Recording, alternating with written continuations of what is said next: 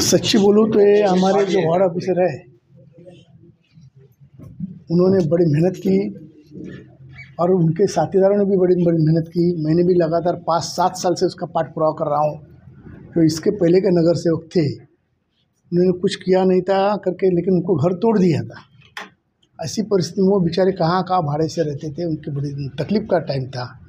लेकिन 5-6 साल उसका प्रयास करने के बावजूद आज उनको उनके स्वप्न का जो उन्होंने देखा था उनका बम्बई में अच्छा घर होना चाहिए, तो रुद्राक्ष बिल्डिंग में उनको 350 स्क्वायर फीट का 350 स्क्वायर फीट का बम्बई में पहली बार घर देने का काम हो रहा है। उसमें जो 305 के ऊपर जो एरिया है उसका वो रेडी रखने के रेट से पैसा भरेंगे। आज बहुत प्रयास करने के बाद उनको आज पहिला घर किती लोकांनी घर भेटलं? आता 11 लोकांना भेटलेत, अजून 5-6 लोक आहेत, त्यांची काही थोडीशी पूर्तता बाकी आहे, त्यांनासुद्धा बोलून त्यांचंसुद्धा काम करू। फार आनंदाची गोष्ट आहे की गणपतीलामध्ये ते गणपती आपल्या स्वप्नाच्या घरामध्ये झोपड्यातून चांगल्या बिल्डिंगमध्ये जाऊन राहणार आहेत, हे त्यांचं महत्त्वाचं आहे।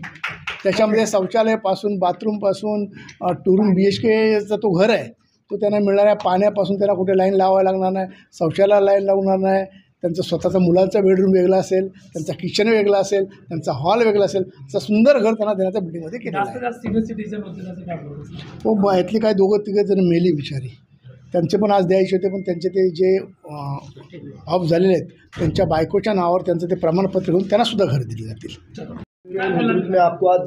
स्वप्नाच्या घरासाठी आम्ही गेली 8-9 वर्ष जे झगडत होतो, परंतु जे गरिबाचे आमदार आणि हे खरोखर गरिबाचे आमदार आहेत, दादानी ह्या 3-4 वर्षामध्येच आम्हाला हे घर मिळवून दिलेलं आहे।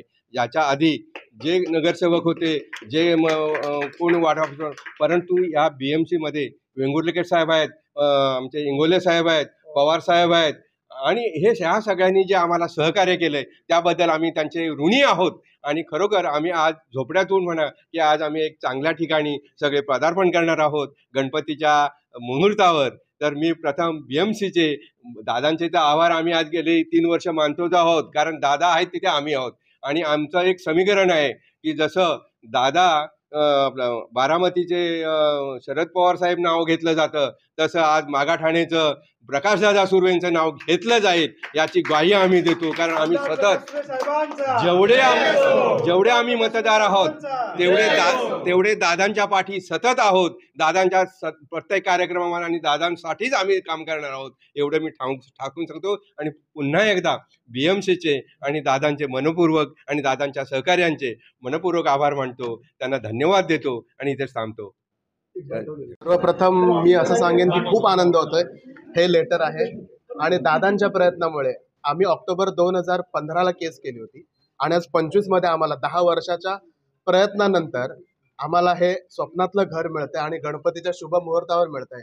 त्यासाठी मी दादांचे म्हणजे आमचे आमदार प्रकाशदादा सुर्वे, ते दादाच म्हणतो ना आम्ही त्यांना, मोठे भाऊ आहेत, ते सगळ्यांच्या उपयोगी पडतात म्हणून ते दादा, आणि महानगरपालिकेच्या सर्व कर्मचाऱ्यांचे, दादांच्या सर्व साथीदारांचे खूप खूप आभार मानतो। आणि आम्हाला हे घर मिळवून दिल्याबद्दल सर्वांचे आभार मानून मीनाताई पानमन मॅडम यांचे पण आभार मानून सर्वांचे खूप खूप धन्यवाद देतो।